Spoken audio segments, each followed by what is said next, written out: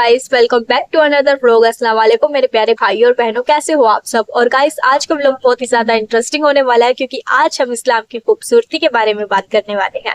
आखिर इस्लाम में ऐसा क्या है जिसकी वजह से इतने सारे लोग इस्लाम की तरफ अट्रैक्ट हो रहे हैं। आखिर इस्लाम में ऐसा क्या है जिसकी वजह से इतने सारे लोग इस्लाम को कबूल कर रहे हैं। और ऐसा सिर्फ इंडिया में ही नहीं है, अदर कंट्री में भी इस्लाम बहुत तेजी से ग्रो कर रहा है। बट इसकी क्या वजह है? सिर्फ इस्लाम की खूबसूरती। और उसी के अकॉर्डिंग कुछ इस्लाम की खूबसूरती मैं आपके सामने जाहिर करने वाली हूँ इस वीडियो में। तो मेरे साथ व्लॉग में बने रहिएगा। चैनल पर नए हो तो प्लीज सब्सक्राइब जरूर कर लीजिएगा। तो गाइस, इस्लाम की खूबसूरती सबसे पहले नंबर पर हम बात करते हैं। जैसे कि अब कुंभ का मेला चल रहा है, तो कुंभ के मेले में ना बहुत ज्यादा भीड़ होती है, बहुत पब्लिक इकट्ठा होती है और काफी दूर दूर से लोग जाते हैं। काफी दिन पहले चले जाते हैं, काफी दिन तक वहां पर रुकते भी हैं। और जैसे कि इन दिनों में भी वहां पर बहुत ज्यादा पब्लिक देखने को मिल रही है, बहुत भगदड़ मची हुई है, बहुत लोग परेशान भी हैं, कुछ फंस चुके हैं वहां पर, उनको रास्ता नहीं मिल रहा है, खाने पीने की व्यवस्था नहीं है उनकी, और रहने की भी व्यवस्था अच्छी नहीं है उनकी, पार्किंग वगैरह की बहुत प्रॉब्लम है। जो वीआईपी लोग हैं उनको तो सही से रास्ता मिल रहा है निकलने के लिए क्योंकि उनके पास सिक्योरिटी वगैरह अच्छी होती, बट जो आम लोग हैं वो तो वहां पर फंस चुके हैं ना। और दूसरी चीज ये है कि कुंभ के मेले में अब की बार मुसलमानों की कोई एंट्री नहीं है। साफ साफ वहां पर लिखा हुआ है, बोर्ड लगा दिया बहुत बड़ा कि इस मेले में मुसलमानों की नो एंट्री है, बिल्कुल बैन है। एक भी मुस्लिम लोग उस मेले में एंट्री नहीं कर सकता। जो दुकान वगैरह लगा लेते थे पहले, वो चीज बिल्कुल ही बैन कर दी गई है। तो जो जैसे कि इन दिनों भगदड़ मची हुई है, पब्लिक बहुत सारी होती है, तो उसी भगदड़ में ना कुछ लोग वहां पर फंस चुके हैं, कुछ लोगों को निकलने का रास्ता नहीं मिल रहा है और खाने पीने की व्यवस्था नहीं है, रहने की व्यवस्था नहीं है। तो इसी चीज को देखते हुए मुस्लिम भाइयों ने, जितने भी आसपास के मुस्लिम भाई थे, उन्होंने अपने आसपास की मस्जिदें खोल दी है उन जरूरतमंद लोगों के लिए। वो परेशान हो रहे थे, उनको रास्ता नहीं मिल पा रहा था, तो उन्होंने अपनी मस्जिदों के दरवाजे उनके लिए खोल दिए हैं और उनके रहने की व्यवस्था की है और उनके खाने पीने तक की व्यवस्था मुस्लिम भाइयों ने उन सनातन धर्म के लोगों के लिए की है जो कुंभ के मेले में फंस चुके थे। यहाँ पे इंसानियत देखी जाती कि एक तरफ मुस्लिम लोगों का कुंभ के मेले में जाना बिल्कुल बैन कर दिया है और दूसरी तरफ वो ही मुस्लिम भाई बिना किसी नफरत के, बिना किसी भेदभाव के उन्हीं लोगों की मदद कर रहे हैं। ये सबसे बड़ी खूबसूरती इन दिनों में इस्लाम की देखी गई है। ये है इस्लाम की खूबसूरती। बिना भेदभाव किए, जात पात के, बिना कुछ सोचे समझे उन्होंने उनको अपनी मस्जिदों में पनाह दी है। ये इस्लाम की सबसे बड़ी खूबसूरती है जो इन दिनों में देखने को मिल रही है। और सेकंड नंबर पर इस्लाम की खूबसूरती में आती है नमाज के टाइम। जैसे कि मैंने पहले भी व्लॉग में बताया है कि नमाज के टाइम चाहे कोई भी व्यक्ति किसी भी मस्जिद में हो, चाहे छोटी मस्जिद हो चाहे बड़ी मस्जिद हो, कोई भी व्यक्ति, चाहे वो गरीब हो चाहे वो अमीर हो, चाहे वो भिखारी ही क्यों ना हो, अगर वो भी नमाज के टाइम आगे जाके इमाम साहब की जगह पर खड़ा होकर नमाज पढ़ रहा है, तो किसी की इतनी हिम्मत नहीं होती है कि उसको उसकी जगह से हिला सके, क्योंकि अल्लाह की बारगाह में सब एक समान होते हैं। कोई बड़ा छोटा अमीर गरीब नहीं होता है, क्योंकि सब एक साथ कंधे से कंधा मिलाकर अल्लाह ताला के सामने झुकते हैं और अपनी नमाज अदा करते हैं, चाहे वो कोई सी भी जगह हो, चाहे वो कोई भी इंसान हो, बड़ा हो छोटा हो। यही खूबसूरती है। अब जैसे कि कुंभ के मेले में जो वीआईपी लोग हैं उनको पहले जगह दी जा रही है, अच्छी फैसिलिटीज अवेलेबल है, बट इस्लाम में चाहे कोई गरीब ही व्यक्ति क्यों ना हो, भिखारी ही क्यों ना हो, उसको कोई भी नहीं हटा सकता नमाज के टाइम। और ये नमाज के टाइम ही नहीं है, सिर्फ नमाज के टाइम नहीं, इस्लाम में मैंने देखा है मुसलमान भाइयों में, चाहे वो कितना ही गरीब क्यों ना इंसान हो, उसको वही रिस्पेक्ट दी जाती है जो एक आम आदमी को दी जाती है।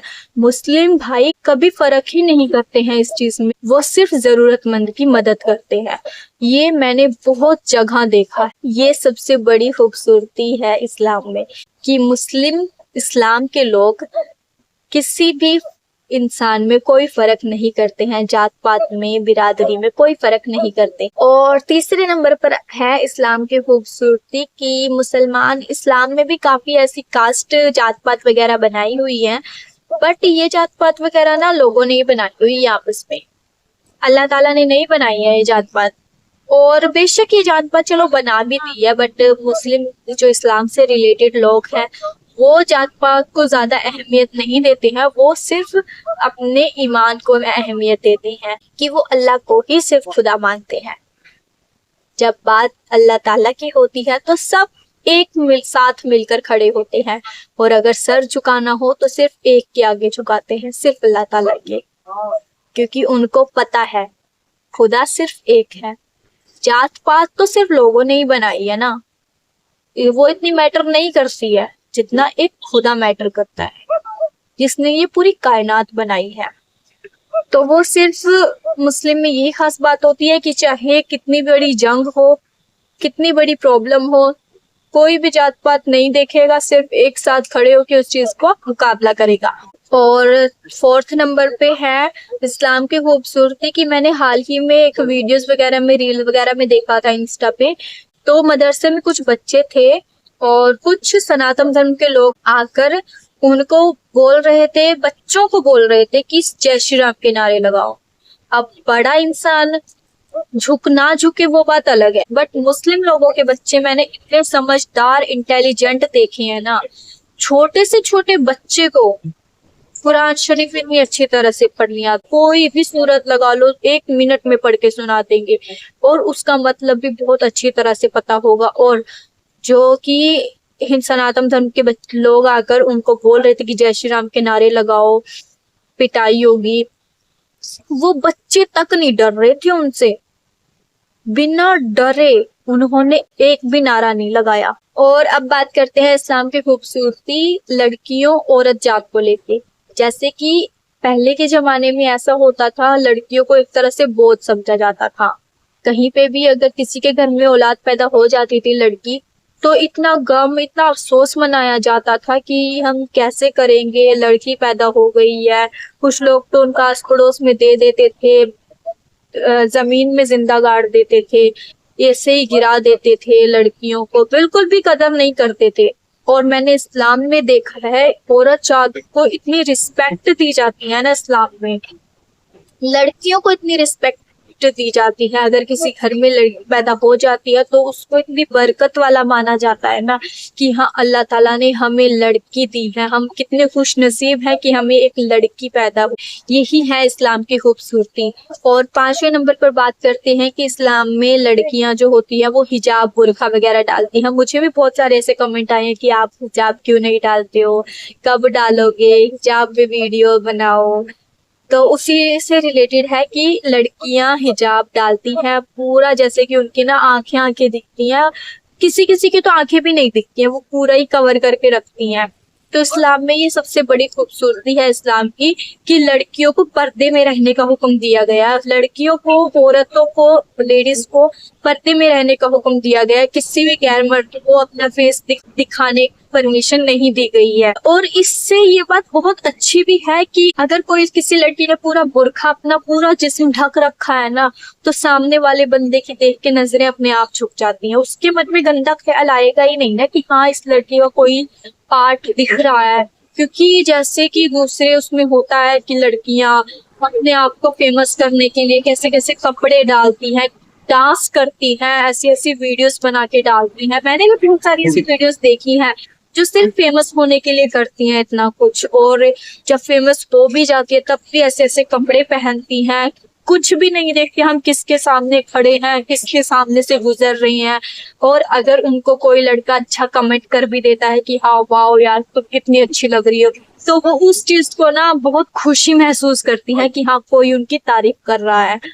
बट ये सबसे गंदा लगता है सच में, जिस चीज को वो लड़कियां खुशी महसूस करती है कि हाँ हमारे लिए कोई लड़के ने तारीफ की है।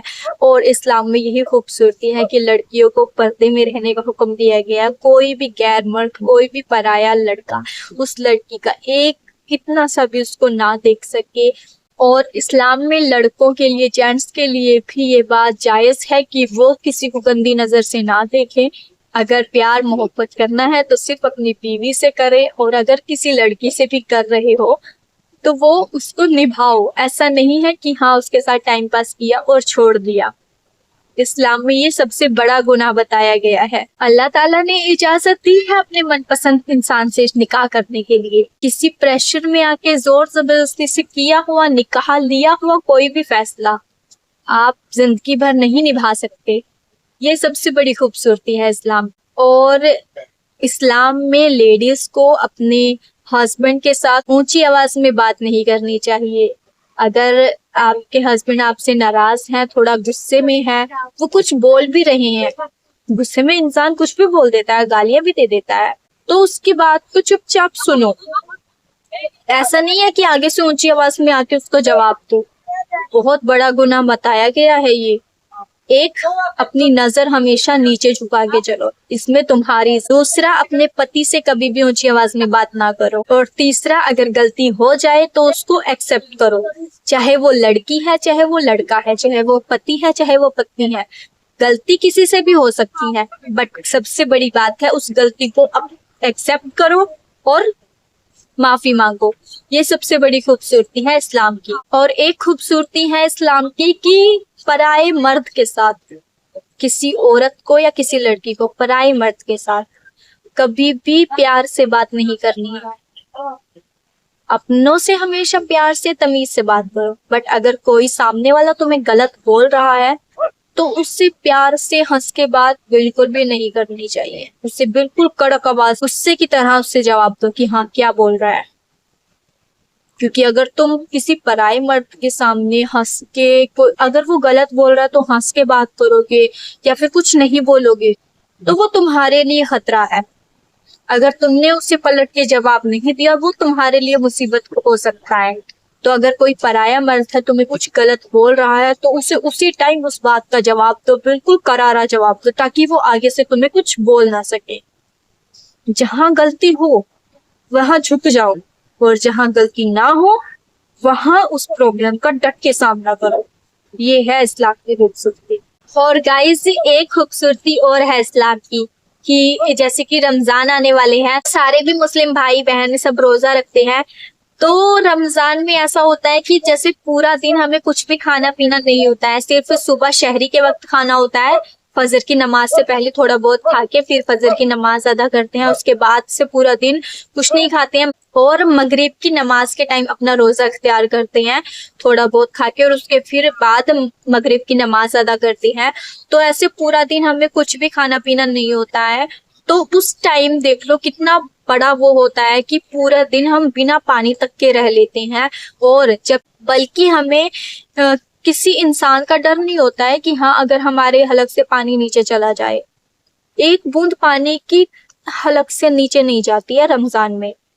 किस वजह से? सिर्फ इस वजह से कि कोई यहाँ पे कोई देख रहा हो या ना देख रहा हो, बट अल्लाह ताला जरूर देख रहा है।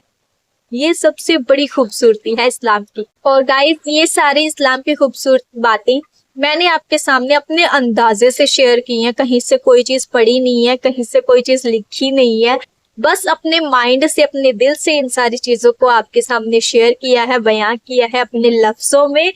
तो आप सब मुझे कमेंट करके बताइए कि आपको कैसी लगी है इस्लाम की खूबसूरती बातें। और सबसे इम्पोर्टेंट बात, अगर आपको व्लॉग अच्छा लगे तो लाइक जरूर किया करो। और अभी मेरे चैनल जैसे कि मोनेटाइज हो चुका है आप सबके सपोर्ट से, मैं आप सबका सच में दिल से शुक्रिया अदा करती हूँ कि आप सबकी वजह से मेरा चैनल मोनेटाइज हो चुका है। और मेरे चैनल पे मेंबरशिप का ऑप्शन भी ओपन हो गया है, इनेबल हो गया है। तो अगर आप सब मुझे मेंबरशिप में ज्वाइन करना चाहते हो तो ज्वाइन कर सकती हो। आप मेरी आईडी खोल के देखोगे तो एक साइड आपको सब्सक्राइब का ऑप्शन मिलेगा और एक साइड ज्वाइन का ऑप्शन मिलेगा। तो अगर आप मेरी मेंबरशिप ज्वाइन करना चाहते हो तो आप ज्वाइन पे क्लिक करके कर सकते हो। और दूसरा, जैसे कि मेरे व्लॉग्स वगैरह में थैंक्स का भी, सुपर थैंक्स का ऑप्शन खुल चुका है। अगर आप सब मुझे कुछ सपोर्ट करना चाहे तो वहां से भी कर सकते हो। और कमेंट करके अपना ओपिनियन जरूर शेयर करना है कि मैंने क्या कुछ गलत बोला है, सही बोला है। मुझे आप सबके कमेंट देखकर भी बहुत खुशी मिलती है कि आप सब मुझे इतना सपोर्ट कर रहे हो। और जैसे कि मेरे पास एक दो और कमेंट आया था कि आप लाइव नहीं आ रहे हो, लाइव स्ट्रीम नहीं कर रहे हो। तो गाइस, अभी मैं लाइव का, मेरा ऐसा कोई ख्याल नहीं है, मुझे परमिशन नहीं है लाइव आने की। बट जब सब सही हो जाएगा बिल्कुल, तब मैं जरूर लाइव आऊंगी। जो भी मुझसे बातें करनी है आप इतना कमेंट में बता दिया करो, मैं कमेंट देख के आपके जरूर रिप्लाई करती हूँ। ऐसा नहीं है कि मैं रिप्लाई नहीं करती, मैं देख लेती हूँ तो मैं जरूर रिप्लाई करती हूँ। और आप सब ऐसे ही सपोर्ट बनाए रखिएगा और अल्लाह ताला से दुआ करूंगी आप सब खुश रहिए, आपकी दिलो मुरादें पूरी हो। आज के लिए इतना ही, बाय बाय, टेक केयर, अल्लाह हाफिज।